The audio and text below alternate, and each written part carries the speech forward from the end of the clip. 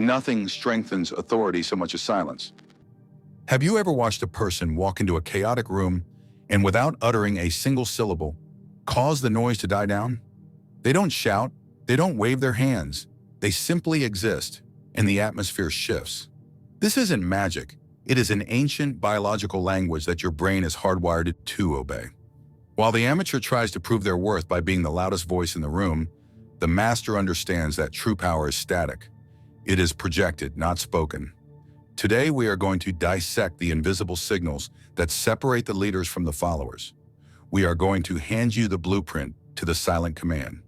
By the end of this video, you won't just understand this power, you will possess it. And so, if you want to master the psychology of influence and unlock the hidden potential of your presence, hit that subscribe button right now. Let's decode the unspoken. The first and most terrifying tool in the arsenal of the powerful is the weaponization of silence. Most people are terrified of the void. In a conversation, when a pause stretches past 4 seconds, the average person feels a spike of cortisol, a literal chemical stress reaction. They rush to fill that silence with nervous chatter, effectively handing over their power to alleviate their anxiety. The powerful person, however, does the opposite. They treat silence not as a void to be filled, but as a canvas to be admired. Consider the story of a young Steve Jobs during a heated negotiation with a supplier who was trying to price gouge Apple. The supplier rambled on about costs and margins, talking faster and faster. Jobs didn't argue. He looked at the man, unblinking, and said nothing. He let the silence stretch for 10 agonizing seconds. The supplier, crumbling under the weight of the quiet, broke first. "Okay, maybe we can drop the price by 10%, he stuttered. Jobs hadn't said a word. He simply let the other man bid against himself. As the philosopher Lao Tzu wrote, "He who knows does not speak. He who speaks does not know." When you are comfortable in the silence, you signal that you are not seeking validation. You are signaling that you are the predator, not the prey. In evolutionary psychology, the prey animal is skittish, constantly making noise to alert the herd. The predator is silent until it strikes. To control a room, you must become comfortable with the uncomfortable pause. When someone asks you a difficult question, take a beat. Breathe.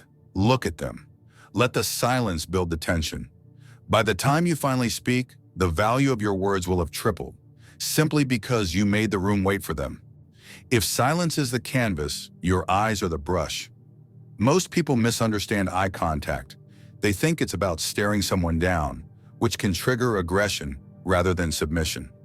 True power lies in the ratio of eye contact. Psychologists call this the visual dominance ratio. A high-status individual looks at others while speaking and while listening. But here is the key. They do not break eye contact when the pressure rises. There is a famous Hollywood story about the actor Michael Caine. When he was a young, struggling actor, a director told him, "Michael, the reason you don't look powerful is that you blink too much." The director explained that if you want to appear dangerous or authoritative, you must stop blinking. Caine took this to heart. He practiced staring without blinking for minutes at a time. He later said in an interview, "If you want to captivate someone, look at one eye then the other, but never look away." It creates an intensity that is almost hypnotic. When you enter a room, scan it. Do not dart your eyes around like a surveillance camera. That signals threat detection, which implies fear. Instead, move your eyes slowly. Lock on to people. As Cicero, the great Roman orator, said, "The face is a picture of the mind with the eyes as its interpreter." If your eyes are darting, your mind is chaotic. If your eyes are still, your mind is a fortress. When you are speaking to someone, imagine your eyes are physically holding them. If you look away when you are challenged, you signal submission. If you hold the gaze, you signal that you are comfortable with conflict. It is a subtle dance, but one that screams confidence without a word being spoken. Let's talk about space. In the animal kingdom, size equals status. A gorilla puffs out its chest. A peacock spreads its feathers. Humans are no different, but we have forgotten how to use our physical geometry. Low-status individuals condense themselves. They cross their legs, they hunch their shoulders, and they keep their elbows tucked into their ribs. They are subconsciously trying to make themselves smaller to avoid being a target. Powerful people, conversely, claim territory. There is perhaps no better example of this in American history than President Lyndon B. Johnson. He was famous for something his aides called the Johnson treatment. LBJ was a tall man, and he used every inch of his height. When he wanted to persuade a senator, he wouldn't just stand near them. He would invade their personal space, leaning in, towering over them, placing a hand on their shoulder. He made his physical presence unavoidable. He expanded his territory until his space consumed theirs. You don't need to be aggressive like Johnson, but you must be expansive. As Sun Tzu wrote in The Art of War, "The expert in battle seeks his own advantage from the ground. Your ground is your body. When you sit at a table, spread your papers out. Put your phone down a foot away from you. Place your arm on the chair next to you. Open your chest." This is often called the antefetal position. By exposing your torso, your vital organs, you are sending a primal signal to every brain in the room. I am not afraid of being attacked. This vulnerability is actually the ultimate display of strength. The moment you shrink, the room shrinks you. The moment you expand, the room makes space for you. Haste is the enemy of authority. We have all seen the nervous intern running through the hallway, dropping papers, breathless. Now contrast that with the CEO or the head surgeon. They move with a deliberate, almost agonizing slowness. Why? Because kings do not run. In the subconscious hierarchy of a group, the person who moves the fastest is reacting to the world. The person who moves the slowest expects the world to wait for them. There is a story from the samurai traditions of feudal Japan regarding the concept of fudoshin, or immovable mind. A young warrior asked his master how to defeat an opponent who was faster than him. The master replied, "Do not try to be faster, be slower. When you rush, you die. When you wait, you see." This applies to the boardroom as much as the battlefield. When you reach for a glass of water, do it slowly. When you turn your head to answer a question, do not snap your neck. Turn your whole body methodically. The slow movement creates a gravity around you. It forces other people to downregulate their own nervous systems to match yours. Think of the character Don Corleone in The Godfather. He never moves quickly, he never fidgets. His slowness makes everyone else lean in, desperate to catch his rhythm. As the proverb goes, nature does not hurry, yet everything is accomplished. When you slow down your physical movements, you signal that you are in control of time itself. You are not a slave to the clock. The clock is a tool for you. This creates an aura of immense competence. People trust the person who looks like they have all the time in the world, even in a crisis. If slowness is the currency of time, stillness is the currency of discipline. Most people leak their anxiety through micromovements, foot tapping, pen clicking, hair twirling, or shifting weight from one leg to the other. These are pacifying behaviors. In the language of the FBI, these are tells. They tell the room that you are uncomfortable, and if you are uncomfortable, you cannot be the leader. A powerful person possesses the ability to sit in absolute stillness. Consider a statue.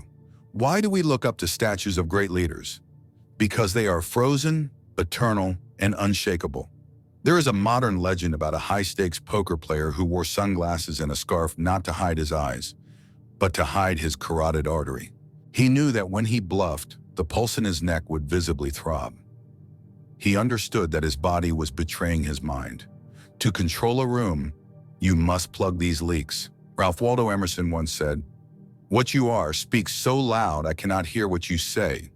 If your mouth is saying, "I am confident," but your foot is tapping a hole in the floor, the room will believe your foot. Practice the zero fidget rule. When you are in a meeting, plant your feet flat on the floor. Rest your hands on the table or your lap. Do not move them until you have a specific reason to. This kind of stillness is rare in our hyperactive world. It makes you look like a monolith. It draws attention because it is unnatural. It is a predator's stillness. By eliminating the background noise of your body language, you force people to focus entirely on your presence.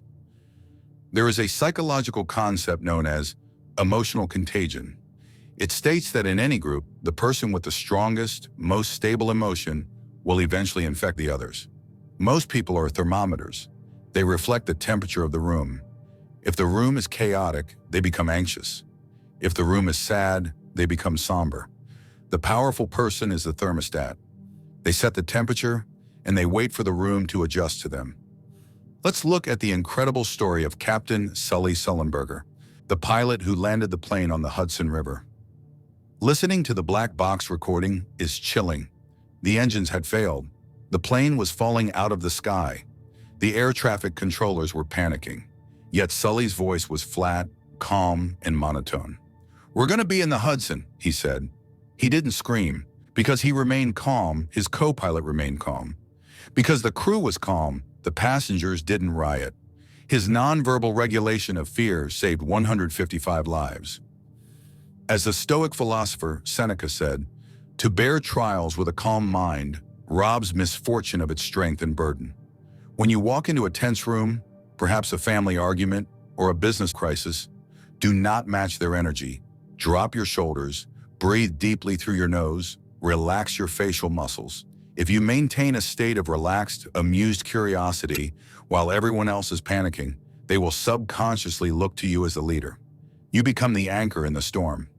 The person who is least reactive holds the most power. We must discuss the most primal sense of all: touch. This is a dangerous tool, but when used correctly, it establishes immediate hierarchy. In almost every culture, the person who initiates the touch is the person with the higher status. Think about it. A boss pats an employee on the back, not the other way around. A teacher guides a student. The guiding touch is a subtle way to direct the room without words. There is a classic study where waitresses were instructed to briefly touch a customer on the shoulder or hand when returning change. The result? Their tips increased by a massive percentage. The touch created a momentary bond, a feeling of being taken care of. But in a power dynamic, it goes deeper. It signals, "I am comfortable enough to enter your sphere." However, a warning: this requires high emotional intelligence. As the poet Margaret Atwood wrote, "Touch comes before sight, before speech. It is the first language and the last, and it always tells the truth." If you touch nervously, it feels creepy. If you touch with authority, a firm handshake with the other hand cupping the elbow, or a gentle guide on the upper back to usher someone through a door, you are subconsciously positioning yourself as the shepherd. You are the one directing the movement of the bodies in space. Use sparingly. A well-placed, firm touch on the shoulder during a greeting can instantly bypass someone's defenses and establish you as the dominant, yet benevolent force in the interaction.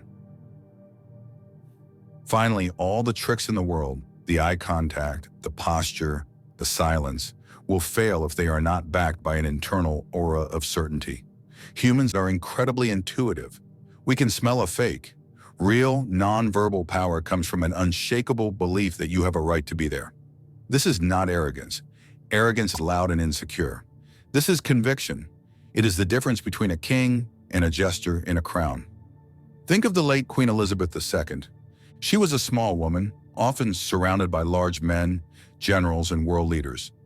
Yet she never looked small. She carried an internal certainty of her role.